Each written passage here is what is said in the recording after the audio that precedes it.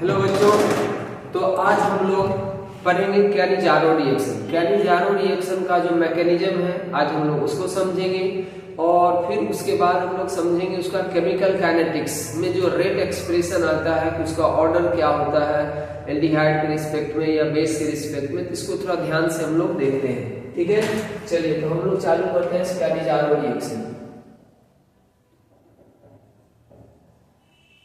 Cannizzaro reaction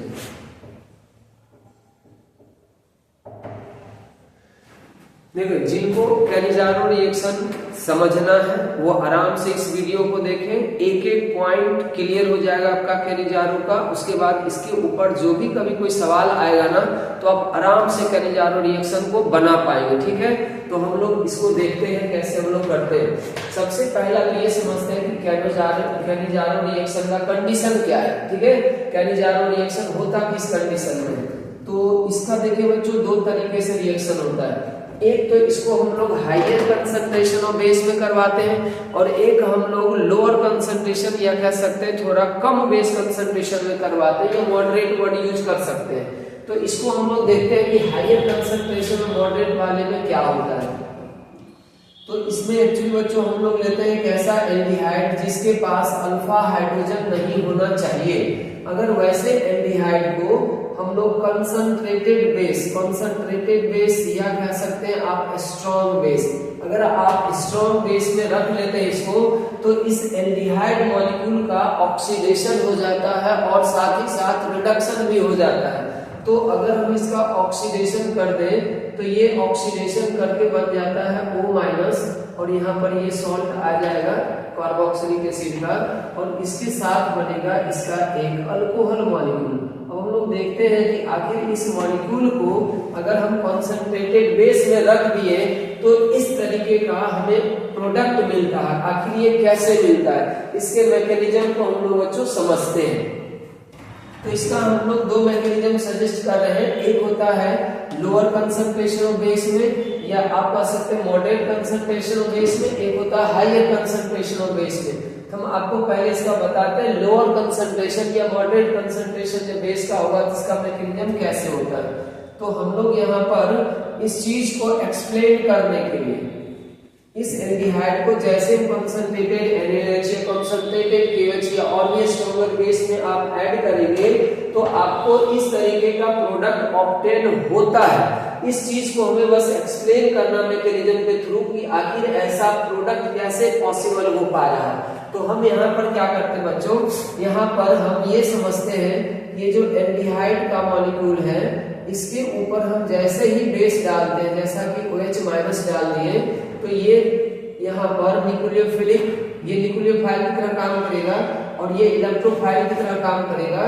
तो यहाँ पर बच्चों ये न्यूक्लियोफिलिक अटैक होगा, इसका बॉन्ड ये ऊपर की तरफ शिफ्ट कर जाएगा और हमें पहला जो प्रोडक्ट मिलेगा वो इस तरीके का मिलेगा। यहाँ माइनस आ जाएगा, यहाँ पर H हो जाएगा, यहाँ पर हमारा फिर से OH आ जाएगा। एक हमें इस तरीके का एनाइन मिलेगा, इसको हम लोग एनाइन नाम दे देते हैं। इसको हम लोग क्या नाम दे दिए हैं, एनाइन। ठीक है, अब यही पर हम बात कर रहे थे कि अगर यही चीज हायर बेस कंसंट्रेशन में होता है तो ये जो आप एनाइन देख रहे हैं ना, इसमें जो OH ग्रुप है वो भी अपना H+ लूज कर देता है, ये भी अपना प्रोटॉन क्या करता है, लूज कर देता है हायर कंसंट्रेशन ऑफ बेस के प्रेजेंस में। तो हम अभी फिलहाल इस रिएक्शन को रिवर्सिबल मानते हैं। वजह ये होता है कि अगर आप मॉडरेट कंसंट्रेशन में लेते हैं, ठीक है, तो ये वाला जो है वो फॉरवर्ड में भी जा सकता है, बैकवर्ड में भी वापस ये रिवर्स होके आ सकता है। इसलिए इस रिएक्शन को हम लोग रिवर्सिबल नेचर का मानते हैं। तो ये रिवर्सिबल नेचर का हो गया। अब हमारा ये जो आ गया है ये O- आ गया, ये H आ गया और यहाँ पर फिर से हमारे पास OH आ गया। अब यहाँ पर क्या होता है, जनरली इस तरह का जो टेट्राहेड्रल कॉम्प्लेक्स बनता था, आप यहाँ पर सोडियम लगाना चाहे सोडियम भी लगा सकते हैं, जो बेस है इसके सामने आ जाएगा ये केटायन। ठीक है, इस तरह का जो टेट्राहेड्रल स्ट्रक्चर होता था बच्चों वो जनरली अनस्टेबल होता था और यहाँ पर अगर कोई लिविंग ग्रुप रहता ना तो ये वापस इसको क्या करता है, एलिमिनेट कर देता। लेकिन यहाँ पर कोई भी अच्छा लिविंग ग्रुप नहीं है, H- और OH- में से कोई भी अच्छा लिविंग ग्रुप नहीं है। इसीलिए यहाँ पर क्या होता है ये O माइनस का अच्छा इलेक्ट्रॉन डोनेशन नेचर होने की वजह से यहाँ से H माइनस क्या होता है बच्चों, साइमल्टेनियसली शिफ्ट करता है। इसको हाइड्राइड ट्रांसफर भी आप बोल सकते हैं। तो यहाँ पर क्या होता है, वापस इसी का जो एक और मॉलिक्यूल होगा, एक और मॉलिक्यूल से मेरा मतलब ये है, एक्चुअली ये बहुत सारे मॉलिक्यूल रहे होंगे, उसमें से कुछ मॉलिक्यूल का इस तरीके से ये अटैक होकर ये वाला पार्ट बचा होगा और अभी बहुत सारे मॉलिक्यूल इसी फॉर्म में रहे होंगे। तो हम एज ए न्यूक्लियम इसको इलेक्ट्रोफाइल कंसीडर कर सकते हैं। और यहाँ से ये साइमल्टेनियसली, जैसे हाइड्राइड का रिडक्शन होता है ना, सोडियम बोरोहाइड्राइड का रिडक्शन, उसी तरीके से यहाँ से H माइनस इसके ऊपर क्या होता है बच्चों, ट्रांसफर होता है और ये वाला बॉन्ड फिर से इधर आ जाता है। और ये जो स्टेप होता है इसका, यही स्टेप हमारा स्लो होता है। और ये जो स्टेप स्लो है उसको हम लोग क्या बोल देंगे, RDS बोल देंगे। तो यहाँ पर अगर हम लोग देखें तो वापस क्या बन गया, ये वापस C डबल बॉन्ड O हो जाएगा और ये आपका OH आ जाएगा। और यहाँ पर क्या हो गया बच्चों, ये आ गया O माइनस, यहाँ H आ गया, फिर से ये H था और एक H जो ट्रांसफर हुआ ये वाला हाइड्रोजन हो गया। अब अगर आप गौर से देखेंगे तो ये एसिड है और ये अल्कोक्साइड टाइप का एक बेस है, ये बहुत स्ट्रॉन्ग बेस होता है बच्चों, इसीलिए ये वापस ही एसिड बेस रिएक्शन कर लेगा और ये वापस फिर से क्या बना देगा, ये वापस फिर से यही बना देगा कि यहाँ से फिर से आ जाएगा H, तो ये आपका हो जाएगा इस तरीके से सॉल्ट बन जाएगा ये, और यहाँ पर से हमारा ये अल्कोहल बन जाएगा। तो हम लोग यही प्रोडक्ट सामने बनाए थे, अब देखिए इसी तरीके से ये बनता है। ठीक है, तो इसको हम लोग बोलते हैं इंट्रामोलिकुलर रेडॉक्स रिएक्शन। ये जो रिएक्शन अभी आपके सामने हुआ है इसको हम लोग क्या बोलते हैं, इंट्रामोलिकुलर रेडॉक्स डिस्प्रपोर्शनेशन बोले बच्चों। क्यों, क्योंकि यहाँ पर सेम ही एल्डिहाइड का ऑक्सीडेशन भी हो रहा है और सेम ही एल्डिहाइड का रिडक्शन भी हो रहा है। अगर आप गौर से देखेंगे तो इसमें दो मॉलिक्यूल होगा, जिसका एक मॉलिक्यूल एसिड बनाया है और दूसरा मॉलिक्यूल अल्कोहल बनाया है। इसलिए एक ही मॉलिक्यूल है, सेम टाइप के मॉलिक्यूल है जिसका ऑक्सीडेशन और रिडक्शन हो रहा है। तो ये एक तरह का डिस्प्रपोर्शनेशन रिडॉक्स रिएक्शन है। तो ये हो गया आपका डिस्प्रपोर्शनेशन रिडॉक्स रिएक्शन। तो इस तरीके को हम लोग डिस्प्रपोर्शनेशन रिडॉक्स रिएक्शन बोलते हैं। अब इसका आता केमिकल काइनेटिक्स का रेट एक्सप्रेशन। तो रेट एक्सप्रेशन हम इसका कैसे निकाल सकते हैं, तो रेट एक्सप्रेशन निकालने के बच्चों हम लोग लिखते हैं कि इस रिएक्शन का जो स्लो स्टेप होता है इसमें आपको लिखना होगा रिएक्टेंट जो कि एल्डिहाइड है, तो हम इसको शॉर्ट में ALD डॉट लगा देते हैं। और यहाँ पर ये वाला है रिएक्टेंट, तो ये वाला रिएक्टेंट के लिए हम लोग वर्ड यूज कर लेते हैं एनाइन। इस वाले के लिए हम लोग वर्ड क्या यूज कर लेते हैं, एनाइन। तो हमको ऐसा लग रहा है कि इसका रेट एक्सप्रेशन तो यही होना चाहिए। आप केमिकल काइनेटिक्स में ये चीजें पढ़ते हैं, ठीक है, आप इसको नोट करिए।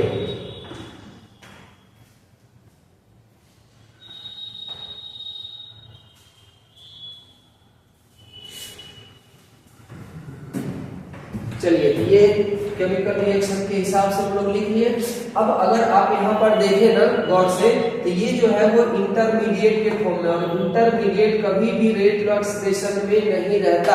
ये बातें केमिकल काइनेटिक्स में आपको समझाई गई होंगी। तो इसको हम लोग क्या करते हैं बच्चों, इलिमिनेट करते हैं। इलिमिनेट कैसे करते हैं, तो ये जो इक्विलिब्रियम वाला स्टेप है ना, इसी से हम लोग इलिमिनेट करेंगे इसको। तो अब हम यहाँ से लिखेंगे फ्रॉम फर्स्ट, आप इसको 1 कर दें, इसको आप 2 कर दें।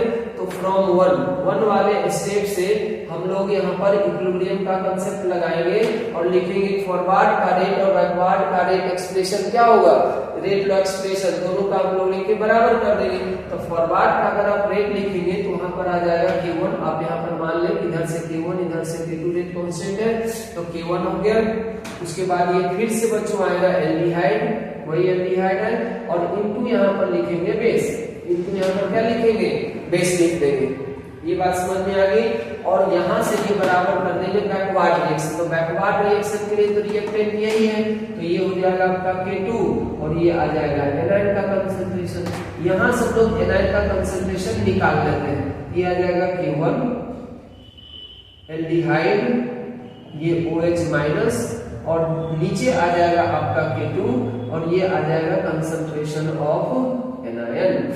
अब इसी एनायन का जो कंसंट्रेशन इतना आया है उसको हम यहाँ पर रख देते हैं, तो हमारा इंटरमीडिएट यहाँ से गायब हो जाएगा और फाइनल हमारे रेट एक्सप्रेशन में रिएक्टेंट का और बेस का कंसंट्रेशन आ जाएगा। यहाँ पर K1 बटा K2 है, ये भी K है, आप लिख सकते हैं K1 अपॉन K2, और ये सारा कांस्टेंट मिलके एक नया कांस्टेंट बन जाएगा जिसको हम लोग K डैश बोल देते हैं, और एल्डिहाइड का पावर हो जाएगा 2 और बेस का पावर हो जाएगा 1। तो ये हो गया बच्चों रेट एक्सप्रेशन आपका कैनिजारो रिएक्शन का। वो भी कब, जब हम लोग बेस कंसंट्रेशन को बहुत ज्यादा नहीं रखते हैं, मॉडरेट कंडीशन में जब रखेंगे तो एल्डिहाइड का पावर 2 आया और बेस का पावर 1 आया। मतलब अगर इसमें पूछा जाए तो order with respect to aldehyde जो होगा 1 होगा और order with respect to base जो होगा बच्चों को क्या होगा, ये सॉरी एल्डिहाइड के रिस्पेक्ट में ऑर्डर 2 हो गया और बेस के रिस्पेक्ट में ऑर्डर 1 हो गया, और इसे हम लोग थर्ड ऑर्डर का रिएक्शन बोल सकते हैं। तो ये देख लीजिए हो गया नॉर्मल कंसंट्रेशन ऑफ बेस में या मॉडरेट कंसंट्रेशन ऑफ बेस में कैनिजारो रिएक्शन का रेट एक्सप्रेशन कुछ इस तरीके का आएगा। आप इसको नोट करें। उसके बाद एक हम हायर कंसंट्रेशन वाले बेस में भी रेट एक्सप्रेशन का निकाल के आपको दिखाते हैं, इसको आप नोट करें जल्दी से, या आप चाहे तो स्क्रीनशॉट भी इसको ले सकते हैं। चलिए तो इसको हम हटा रहे हैं। तो देखिए अब दूसरा जो मैकेनिज्म ड्रॉ करेंगे हायर कंसंट्रेशन ऑफ बेस में, उसमें ये वाला पार्ट तो रहेगा ही रहेगा, इसलिए हम यहाँ से नीचे वाले पार्ट को क्या करते हैं, एलिमिनेट करते हैं। चलिए इसको हम लोग देख लेते हैं।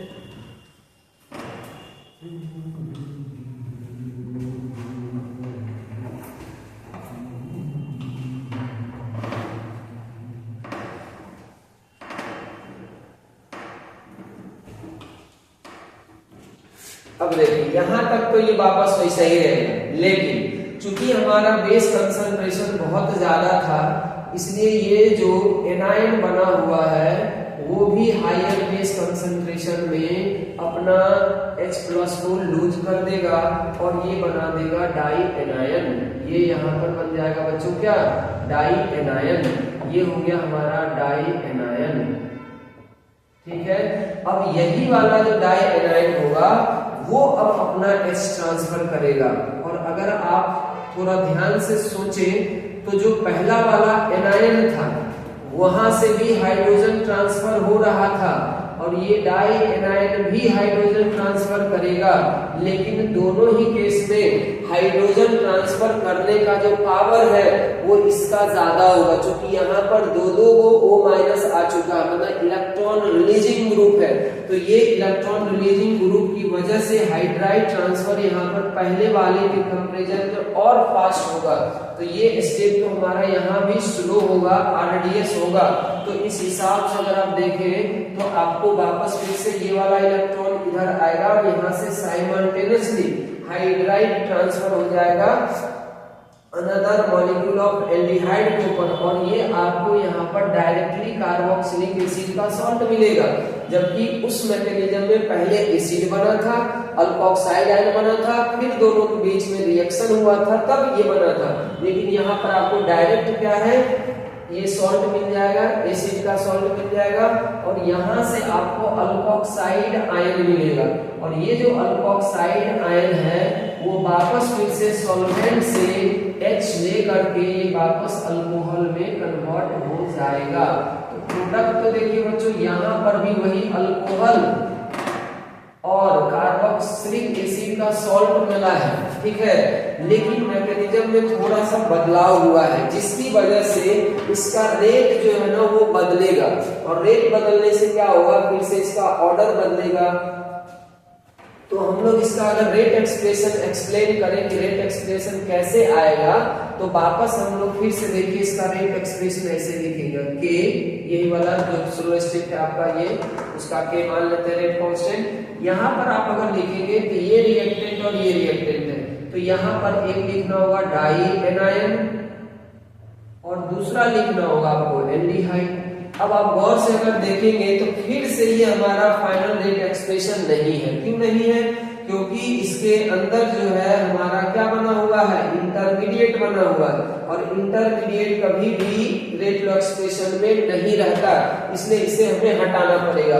अब सोचिए इसको हटाने के लिए हम क्या कर सकते हैं। इसको हटाने के लिए हम इस वाले स्टेप पर जाएंगे, तो ये भी इक्विलिब्रियम पर है, तो यहाँ पर भी हम फॉरवर्ड रिएक्शन का रेट बैकवर्ड रिएक्शन का रेट पहले बराबर कर लेते हैं। तो यहाँ से अगर करेंगे आप मान लीजिए ये K2 K1 इसको K3 K4 कर दीजिए, तो ये क्या हो जाएगा बताइए, K3 इधर से इधर आ रहे, ये एनायन है, इसके लिए हम एनायन लिख लेते हैं, और ये वाला आपको मालूम है OH माइनस है, इसके लिए OH माइनस लिख लिए, और इसका जो है वो डायनाइन आ जाएगा, K4 डाइएनाइन। तो हम लोग सबसे पहले डाइएनाइन का कंसंट्रेशन निकाल के यहाँ रख देंगे। तो बताइए डाइएनाइन का कंसंट्रेशन आप अगर वहां से निकालते हैं तो क्या ये एनायन और ये OH माइनस आयन और नीचे K4 आ जाएगा, तो ये आपका आ जाएगा डाइएनाइन।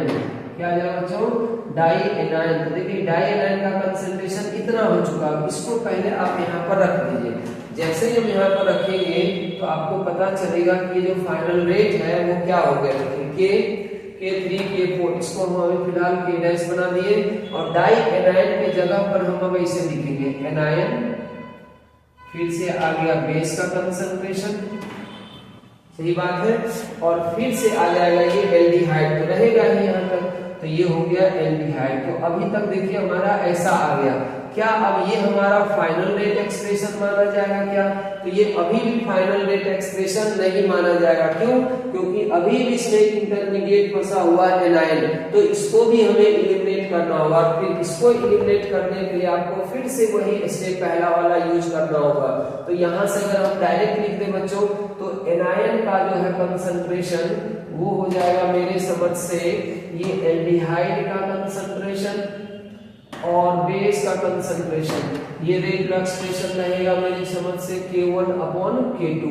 फिर से ये एनायन वाला चीज आप यहाँ लाकर रखेंगे, तो ये देखिए K डैश है, K1 K2 फिर से एक अनदर कांस्टेंट बन जाएगा।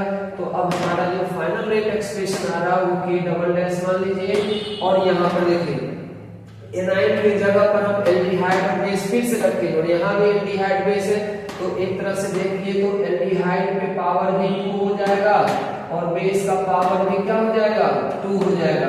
तो हायर कंसंट्रेशन ऑफ बेस में ये चूंकि रेट लॉ एक्सप्रेशन एक्सपेरिमेंटली ऐसा आता है, इसलिए ये प्रूफ हो जाता है इससे कि यहाँ पर जो है वो डाइएनाइन पहले बनता है, उससे H ट्रांसफर हो रहा है, ठीक है। तो हायर कंसंट्रेशन ऑफ बेस का जो मैकेनिज्म होगा वो ये वाला मैकेनिज्म चले बच्चों, ये है हायर कंसंट्रेशन ऑफ बेस में, higher concentration of base, higher concentration of base का मैकेनिज्म ऐसा होगा।